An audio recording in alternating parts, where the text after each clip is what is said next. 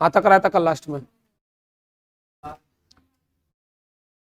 चंबा कराए थे, चंबा हो गए। अब राजस्थान का क्या होगा? भौतिक प्रदेश। चलिए, तो पहला भौतिक प्रदेश कौन सा है? पश्चिमी मरुस्थलीय प्रदेश। चलिए, सबसे पहले बात करता हूं मैं पश्चिमी मरुस्थलीय प्रदेश की।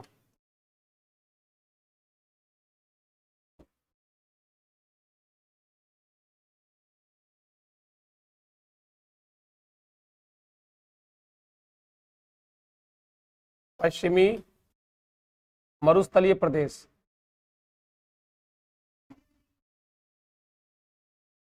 ठीक है ना? ये जो पश्चिमी मरुस्थलीय प्रदेश है ना, इसका नाम क्या है? इसका नाम है थारका मरुस्थल। थारका मरुस्थल, ठीक है ना? आपसे पूछा है कौन से मरुस्थल का भाग माना जाता है ये, तो अफ्रीका के, कौन से? अफ्रीका के great polio Arctic, great polio Arctic, great polio Arctic मरुस्थल का भाग माना जाता है। ग्रेट पोलियो आर्कटिक मरुस्थल का क्या माना जाता है? ये भाग माना जाता है। नाम क्या हो गया इसका? थारका मरुस्थल। इसका विस्तार कितने देशों में? तो इसका विस्तार है दो देशों में। वो देश कौन कौन से हैं? तो एक तो है भारत और एक है पाकिस्तान, ठीक है ना? अगला पूछा जाता है कि भारत में इसका विस्तार, तो भारत में जो इसका विस्तार है ना, भारत में इसका विस्तार, भारत में इसका विस्तार कितने राज्यों में? चार राज्यों में। कौन कौन से राज्य हैं ये? एक तो है गुजरात, एक है राजस्थान, एक है आपका पंजाब, और एक कौन सा है? हरियाणा। इन चार राज्यों में विस्तार है इसका, ठीक है? फिर आपसे पूछा जाएगा कि थार के मरुस्थल का निर्माण तो कौन से काल में हुआ था? टर्सरी काल में। कौन से काल में हुआ था? टर्सरी काल में। ये जो थार का मरुस्थल है ना,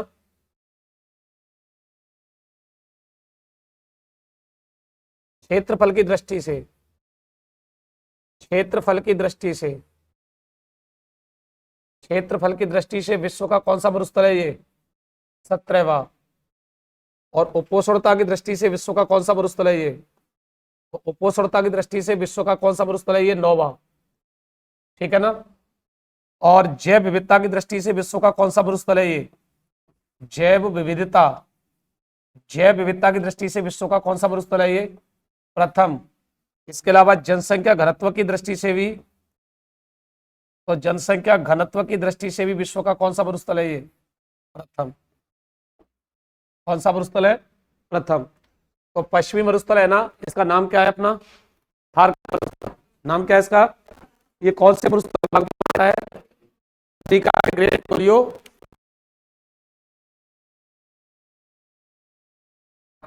पाकिस्तान। अच्छा, भारत में इसका विस्तार कितने राज्यों में?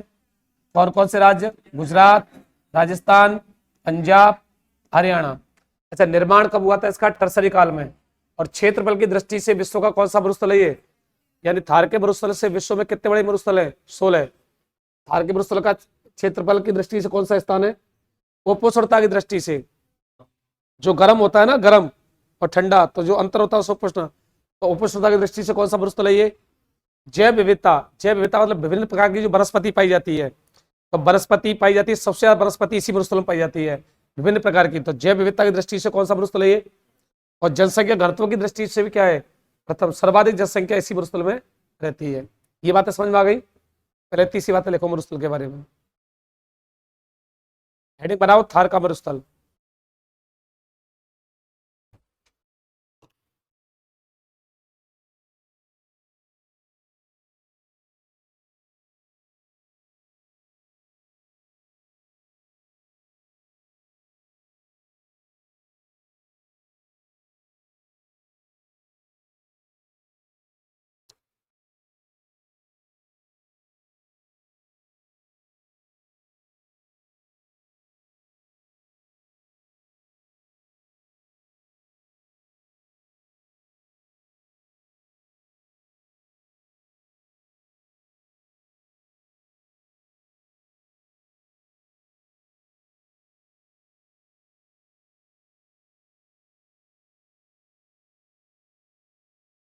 हेडिंग बना दी।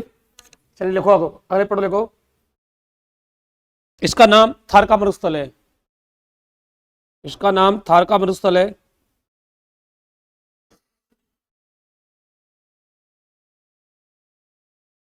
यह अफ्रीका के ग्रेट पोलियो आर्कटिक मरुस्थल का, यह अफ्रीका के ग्रेट पोलियो आर्कटिक मरुस्थल का भाग माना जाता है।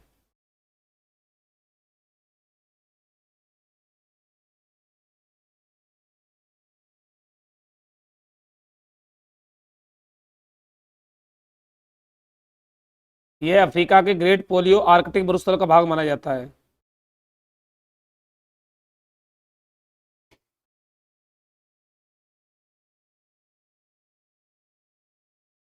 अगले पढ़ो, लिखे।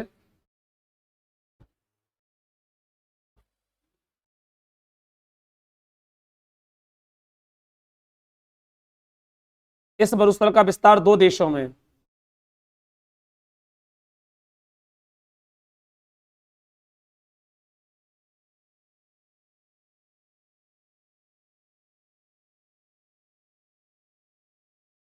इस मरुस्थल का विस्तार दो देशों में, भारत और पाकिस्तान।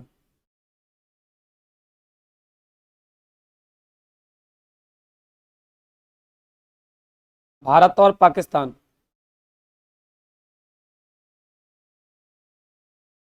अगले पढ़ो, लिखे। भारत में इसका विस्तार,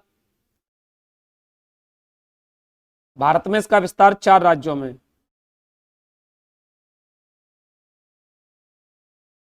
भारत में इसका विस्तार चार राज्यों में।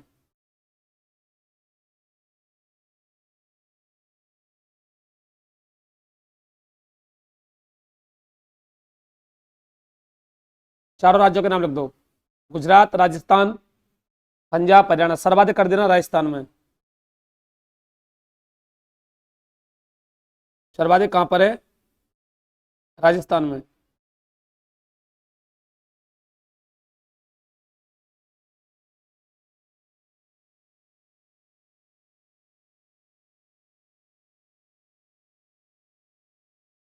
इसका निर्माण टर्सरी काल में, इसका निर्माण टर्सरी काल में हुआ था। प्लीस्टोसीन काल। ये भौगोलिक नाम है, ठीक है, टर्सरी काल भौगोलिक नाम है, जिसके प्लीस्टोसीन काल अलग होता है, टर्सरी काल अलग होता है। लगभग आज से 4 करोड़ वर्ष पूर्व। आगे लिखे।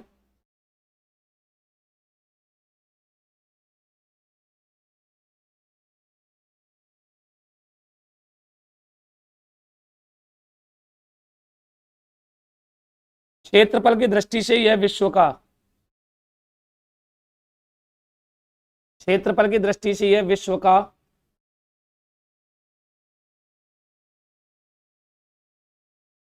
क्षेत्रफल की दृष्टि से यह विश्व का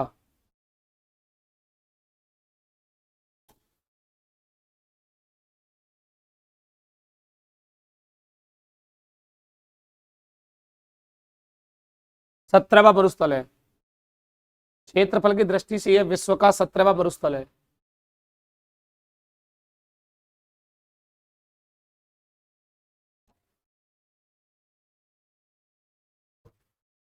उपोष्णता की दृष्टि से यह विश्व का 9वां मरुस्थल है।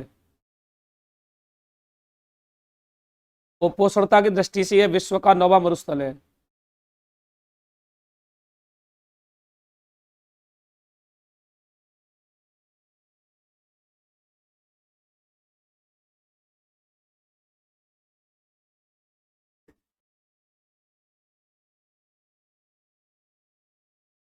जैव विविधता की दृष्टि से यह विश्व का प्रथम मरुस्थल है। जैव विविधता की दृष्टि से यह विश्व का प्रथम मरुस्थल है।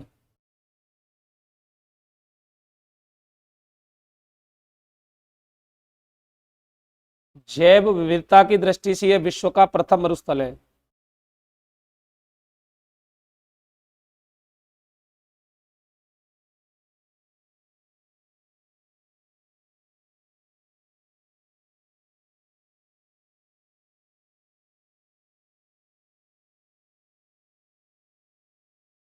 अगले पढ़ में लिखें।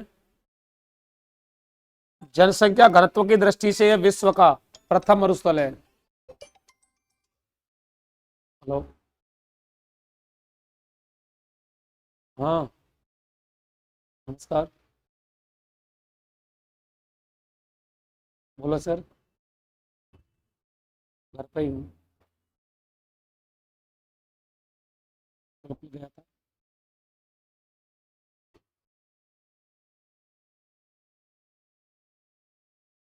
अभी कहाँ है? गाँव में।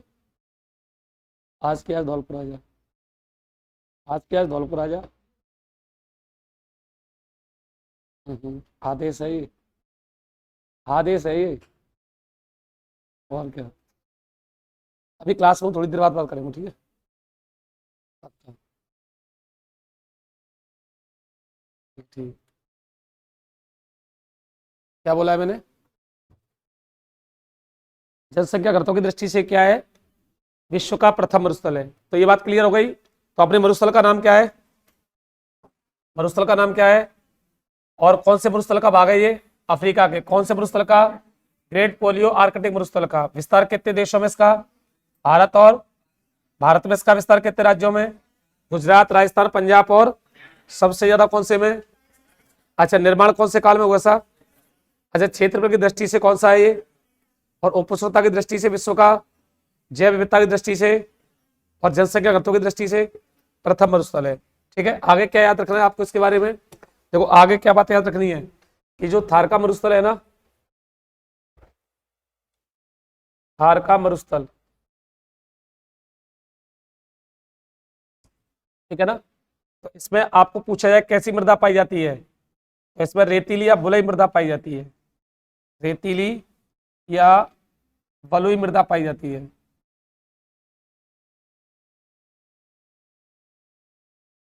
ठीक है ना, बलुई मृदा पाई जाती है।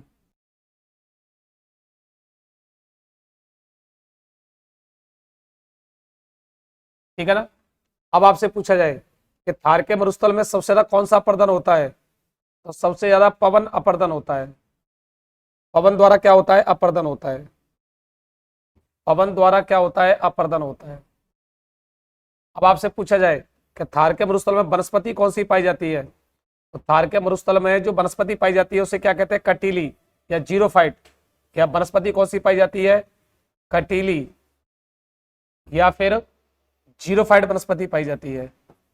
कौन सी वनस्पति पाई जाती है? जीरोफाइट वनस्पति पाई जाती है। जीरोफाइट वनस्पति पाई जाती है। क्लियर।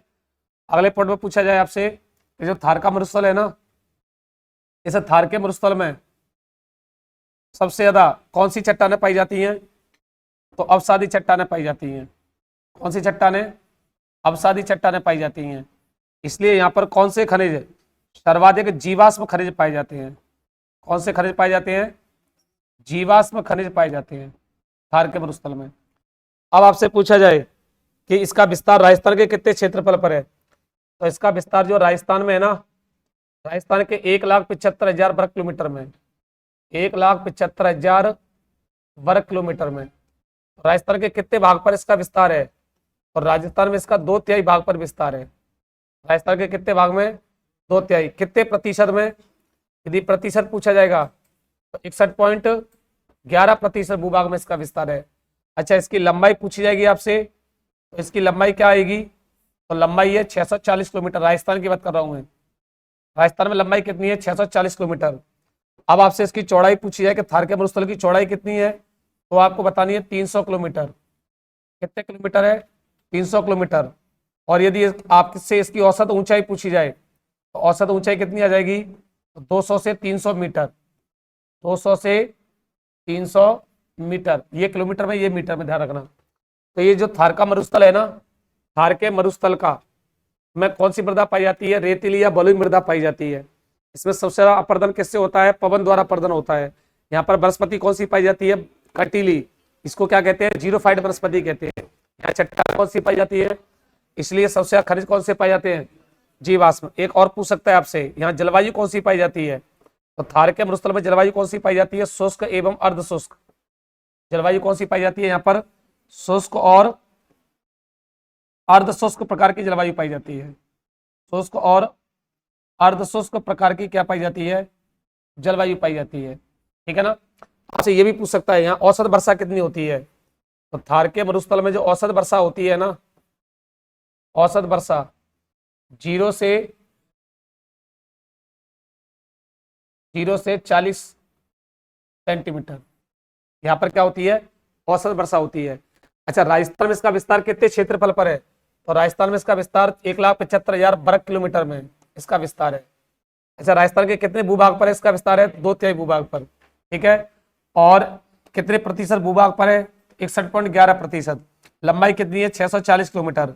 चौड़ाई कितनी है? 300 किलोमीटर। औसत ऊंचाई कितनी है? 200 से 300 मीटर। और यह राजस्थान का सबसे बड़ा भौतिक प्रदेश है। यह राजस्थान का क्या है? राजस्थान के 4 भौतिक प्रदेश है ना, तो राजस्थान का सबसे बड़ा भौतिक प्रदेश कौन सा है? राजस्थान का सबसे बड़ा भौतिक प्रदेश है, राजस्थान का सबसे बड़ा भौतिक प्रदेश है।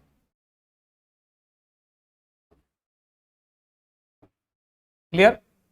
ये बातें समझ में आ गई? चलो लिखो इनको भी। लेकिन थार के मरुस्थल में, थार के मरुस्थल में रेतीली या बलुई मृदा पाई जाती है। थार के मरुस्थल में रेतीली या बलुई मृदा पाई जाती है। अच्छा, आपसे मुझे पूछ सकता है, वैज्ञानिक नाम भी पूछ सकता है इस मृदा का। तो वैज्ञानिक नाम क्या है इस मृदा का? Anti soil. कौन सी मृदा पाई जाती है? Anti soil. ठीक है ना।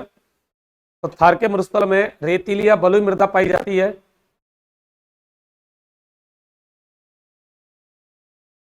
क्वेश्चन लिख देना एंटी सॉइल। वैज्ञानिक नाम पूछा जाएगा तो एंटी सॉइल, स्थानीय नाम पूछा जाएगा तो बलुई मृदा, और भौगोलिक नाम पूछा जाएगा तो रेतीली मृदा। ठीक है ना। थार के मरुस्थल में सबसे ज्यादा पवनों द्वारा अपर्दन होता है। थार के मरुस्थल में सर्वाधिक पवनों द्वारा अपर्दन होता है। पवनों द्वारा अपर्दन होता है। थार के मरुस्थल में सर्वाधिक पवनों द्वारा अपर्दन होता है।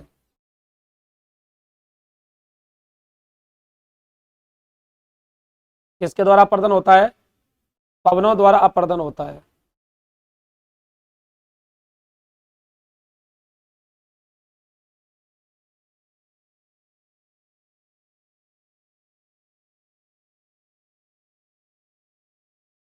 यहां पर कटीली या जीरोफाइट प्रकार की वनस्पति पाई जाती है। यहां पर कटीली या जीरोफाइट प्रकार की वनस्पति पाई जाती है।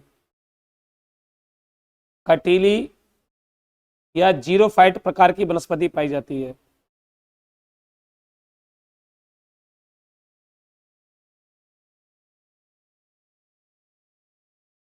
कटीली या जीरोफाइट प्रकार की वनस्पति पाई जाती है।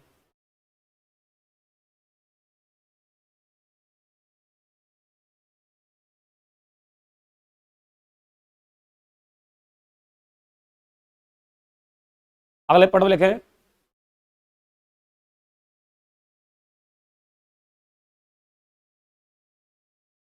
थार के मरुस्थल में अवसादी प्रकार की चट्टानें पाई जाती हैं। अवसादी प्रकार की चट्टानें पाई जाती हैं।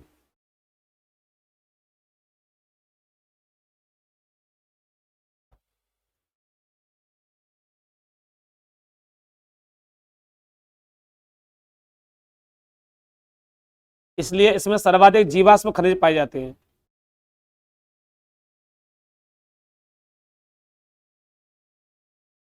इसमें सर्वाधिक जीवाश्म प्रकार के खनिज पाए जाते हैं।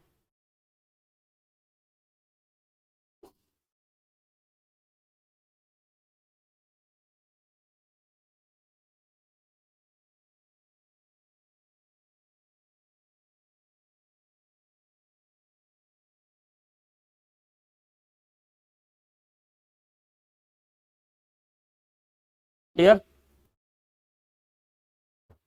सर्वाधिक कौन से खनिज पाए जाते हैं? यहाँ पर शुष्क और अर्धशुष्क प्रकार की जलवायु पाई जाती है। शुष्क और अर्धशुष्क प्रकार की जलवायु पाई जाती है।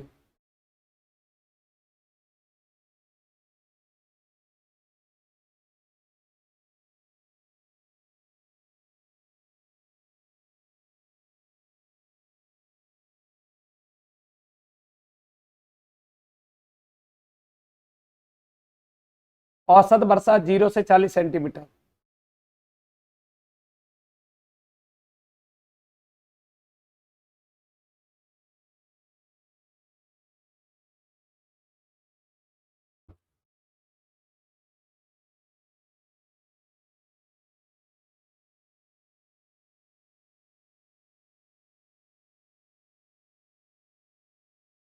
औसत वर्षा 0 से, अच्छा इसको शॉर्ट में से लिख दो। राजस्थान में इसका विस्तार, राजस्थान में इसका विस्तार 1,75,000 वर्ग किलोमीटर क्षेत्रफल। राजस्थान में इसका क्षेत्रफल कितना है? 1,75,000 वर्ग किलोमीटर।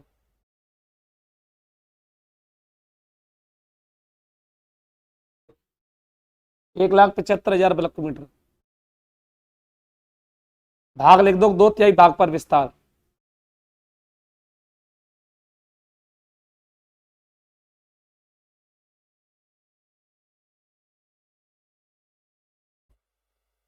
राजस्थान के कुल 61.11% भूभाग पर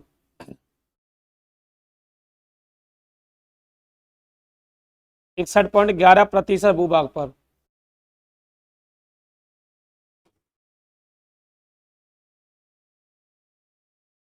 लंबाई 640 किलोमीटर।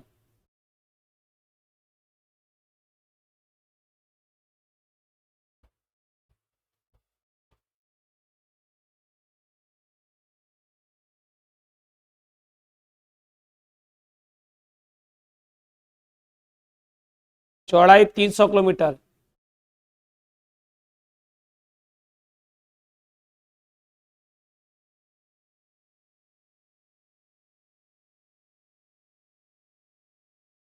औसत ऊंचाई 200 से 300 मीटर।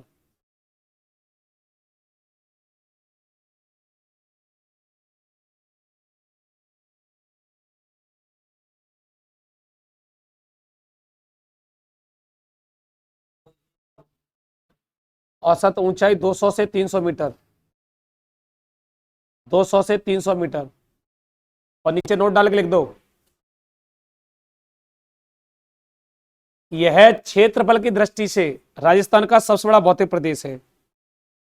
यह क्षेत्रफल की दृष्टि से राजस्थान का सबसे बड़ा भौतिक प्रदेश है। क्षेत्रफल की दृष्टि से राजस्थान का सबसे बड़ा भौतिक प्रदेश है।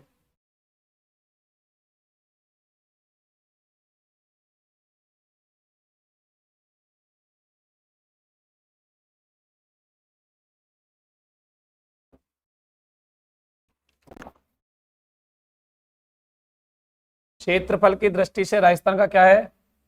सबसे बड़ा भौतिक प्रदेश है।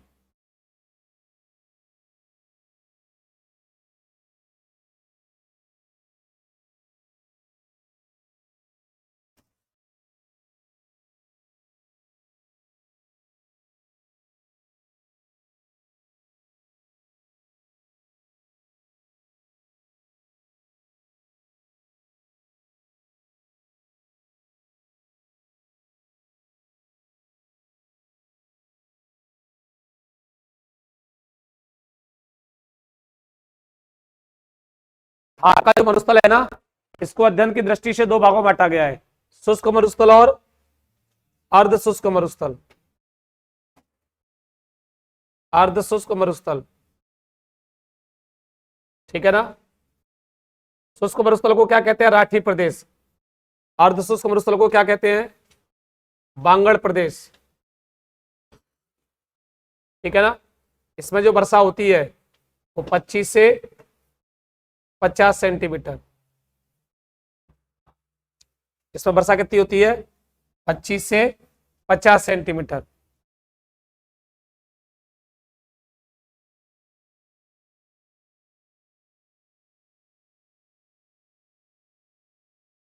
ठीक है ना।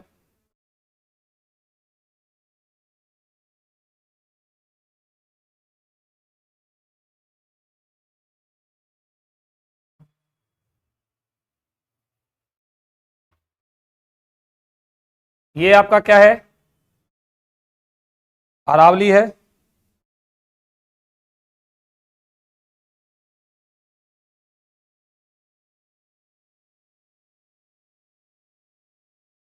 ये क्या है? अरावली।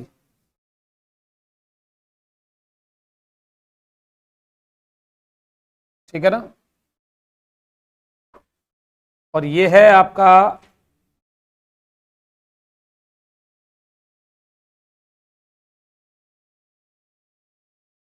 शुष्क मरुस्थल।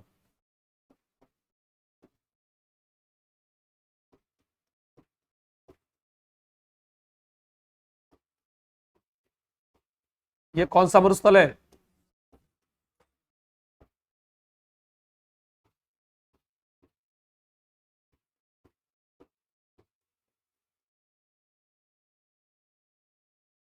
ठीक है।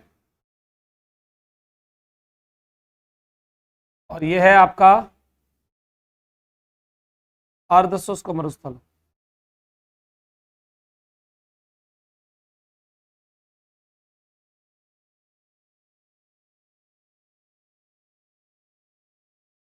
ठीक है।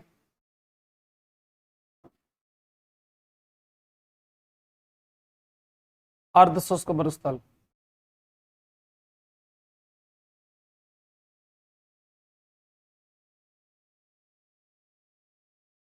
और ये कौन सा है आपका शुष्क मरुस्थल। यानी मरुस्थल को भी अध्ययन की दृष्टि से कितने भागों में बांटा गया है? दो भागों में। ये लिख दो इसको और ये डायग्राम भी बना दो।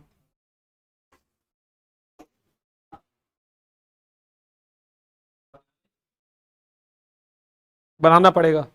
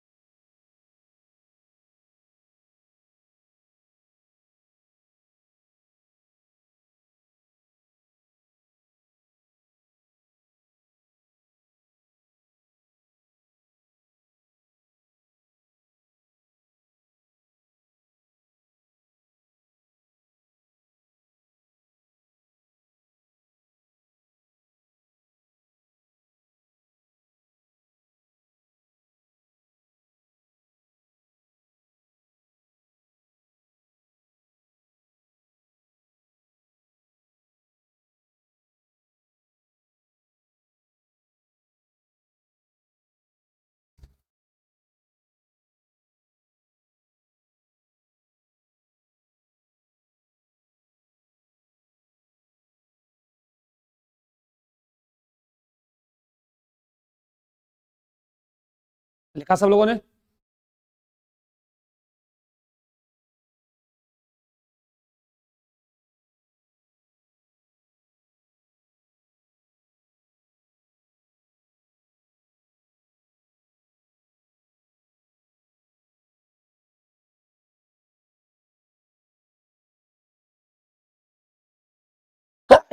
सॉरी।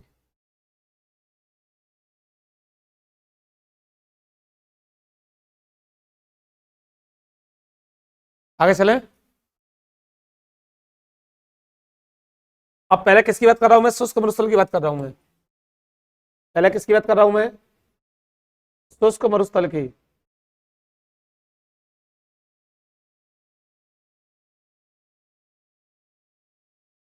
अब इधर देखो, ये जो शुष्क मरुस्थल है ना, तो 25 सेंटीमीटर से कम वर्षा वाले, 25 सेंटीमीटर से कम वर्षा वाले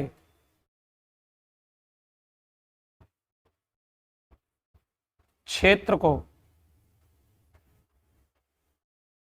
क्या कहते हैं? शुष्क मरुस्थल। शुष्क मरुस्थल या राठी प्रदेश कहते हैं। क्या कहते हैं? राठी प्रदेश कहते हैं।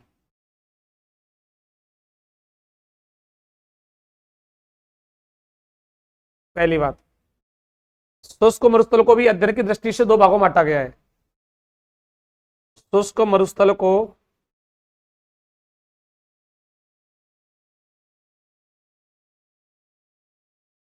अध्ययन की दृष्टि से, अध्ययन की दृष्टि से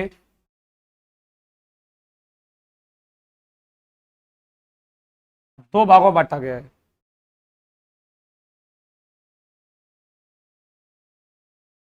दो भागों में बांटा गया है।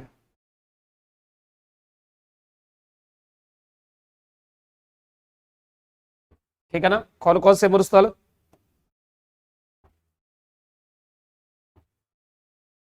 एक तो है बालुका स्तूप युक्त प्रदेश, बालुका स्तूप युक्त प्रदेश।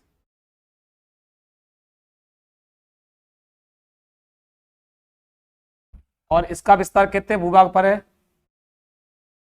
58.5%। और दूसरा कौन सा है? बालुका स्तूप मुक्त प्रदेश, बालुका स्तूप मुक्त प्रदेश।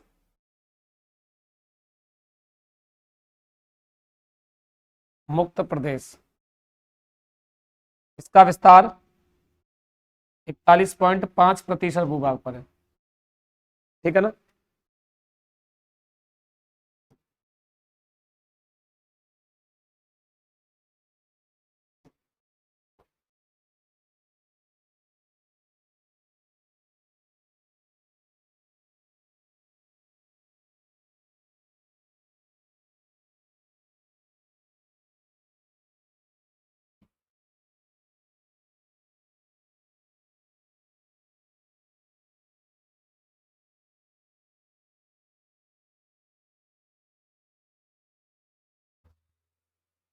ठीक है।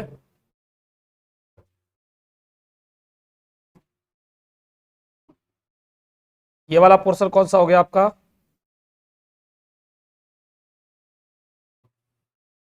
अरावली हो गया।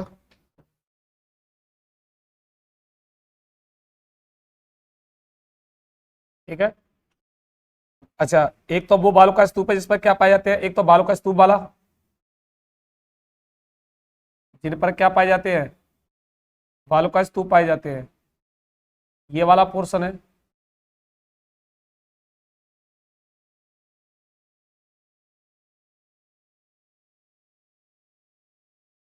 भाई बालू का स्तूप क्या है? रेत के टीले।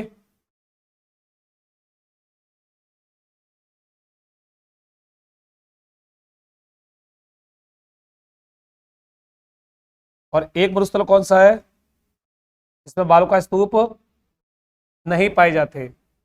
ठीक है ना?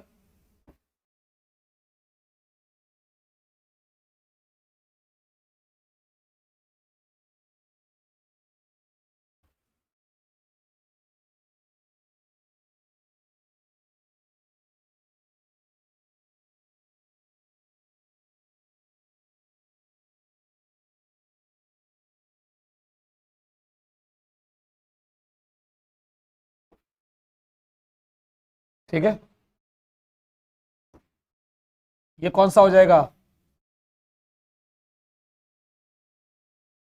बालू का स्तूप युक्त प्रदेश, बालू का स्तूप युक्त प्रदेश।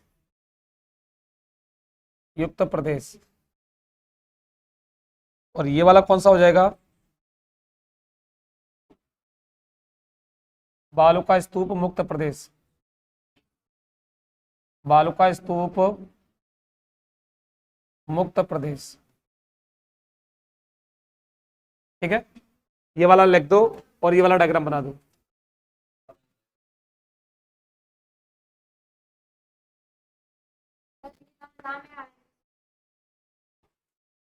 इससे बाहर भी आएगा।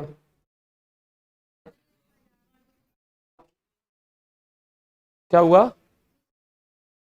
शुष्क ऐसा नहीं है, बालू का स्तूप अर्ध शुष्क में भी आएंगे। देखो मैंने वो क्षेत्रफल कम बनाया है, ये क्षेत्रफल ज्यादा बनाया है। ठीक है, चलिए तो इससे आगे करेंगे, बात करेंगे कल, आज लेट हो गया था।